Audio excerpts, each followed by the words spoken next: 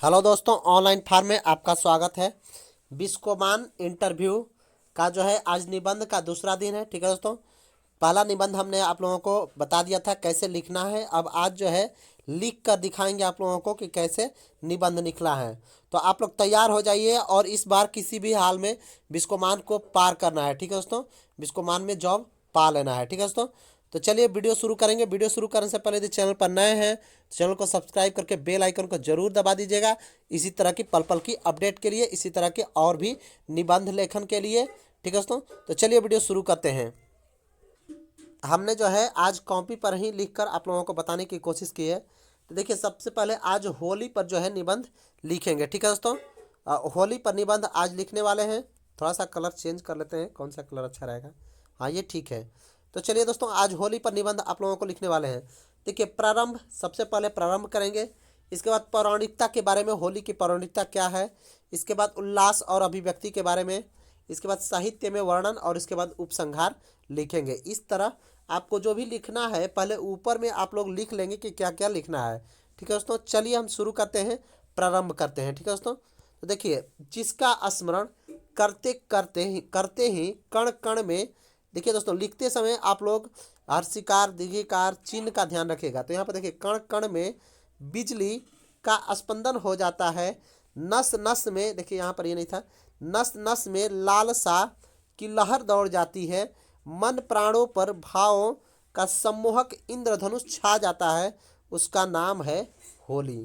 ठीक है दोस्तों, तो ये था आप लोगों का प्रारंभ। अब चलिए आगे। माघ की माघ की पंचमी को प्रकृति रानी ऋतुराज को आमंत्रण भेजती है। ऋतुराज जब अपने आगमन की सूचना देता है तो प्रकृति रानी के अंग अंग में खुशियों के कदम खिल उठते हैं। वस्तुतः होली ऋतुराज वसंत की आगमन तिथि फाल्गुनी पूर्णिमा पर आनंद और उल्लास का महोत्सव है। यह जीर्णता शीर्णता पुरातनता के स्थान पर नित्य नू नित्य नूतनता के स्थापन का मंगल पर्व है। ठीक है दोस्तों, इसके बाद हम लोग चेंज करेंगे, पैराग्राफ चेंज करेंगे और आगे लिखेंगे। होली के संबंध में अनेक पौराणिक कथाओं का उल्लेख किया जाता है, जिसमें हिरण्यकश्यप तथा ईश्वर भक्त प्रहलाद की कथा अधिक प्रचलित है। यानी हिरण्यकश्यप और प्रहलाद की कथा प्रचलित है। इसके आगे इसी में और थोड़ा लंबा करना होगा दोस्तों, तो उसकी कहानी पूरा कथा लिख देंगे कि किस तरह प्रहलाद और हिरण्यकश्यप की कहानी थी। होलिका दहन के बारे में टोटल लिख देंगे इसमें। ठीक है दोस्तों, इसके अतिरिक्त होली या मदनोत्सव भगवान शिव के काम दहन का भी साक्षी है। यानी इसका भी आप भगवान शिव के काम दहन का जो भी कहानी है, कथा है, वो भी पूरा लिख देंगे। ठीक है दोस्तों, इसको और भी बड़ा यदि करना होगा, हमको अधिक शब्दों में लिखना होगा तब। ठीक है दोस्तों, चलिए आगे है। वस्तुतः वस्तुतः मनुष्य के जीवन अधिकांश कष्टों से भरा है। चलिए आगे, अधिकांश कष्टों से भरा अधिकांश कष्टों से भरा है। अतः होली आकांक्षा और निराशा के बीच पिसता मनुष्य को खुशी देने का भी कार्य करता है। यानी मनुष्य जो है लगातार आकांक्षा और निराशा के बीच पिसता है, तो उसके लिए खुशी देने का भी कार्य करता है। यह कई देशों में उल्लास एवं उन्मुक्ति के त्यौहार के रूप में भी मनाया जाता है।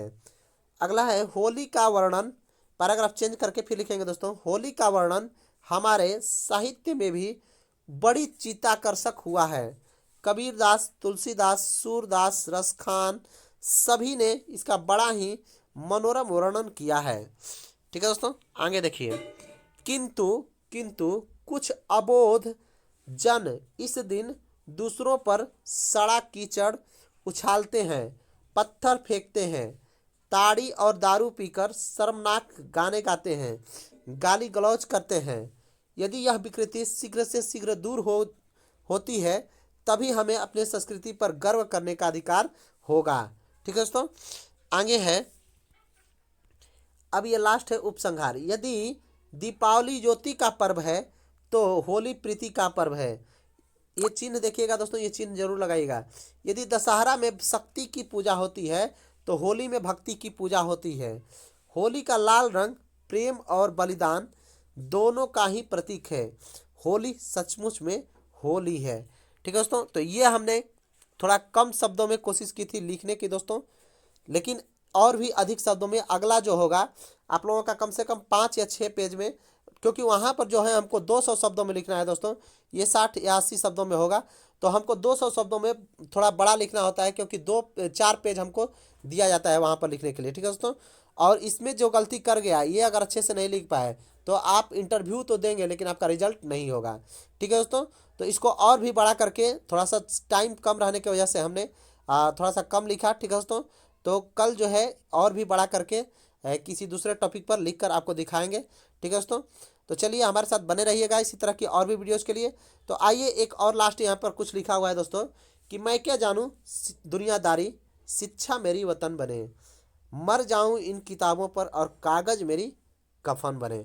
दोस्तों बिल्कुल सही है, हम लोगों को दुनियादारी से कोई मतलब नहीं है, हमारी शिक्षा जो है वतन बनेगी और किताबों पर मर जाएंगे और कागज़ मेरी कफन बनेगी।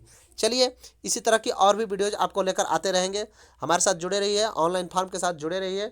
और हाँ दोस्तों, इससे भी बड़ा आपको जो है अगला जो वीडियो मिलेगा कम से कम 15 से 20 मिनट का होगा, और टोटल आपको और भी इसमें लंबा लिखना होता है, क्योंकि काफ़ी लंबा करना होता है, 4 पेज में हमको लिखना होता है और अच्छे से लिखना होता है। तो अगली बार आपको और भी अच्छे से लिख कर दिखाएंगे।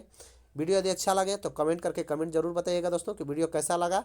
हाँ, थोड़ा सा टाइपिंग नहीं कर पाए थे दोस्तों, क्योंकि टाइपिंग में थोड़ा टाइम ज़्यादा जाता है, तो दोस्तों इसी पर काम चलाइएगा थोड़ा। ठीक है दोस्तों, इसी पर जो है मैनेज कर लीजिएगा। चलिए ठीक है, आज के लिए इतना ही रखते हैं, फिर मिलेंगे एक नए टॉपिक के साथ, एक नए वीडियोज़ के साथ। Thank you.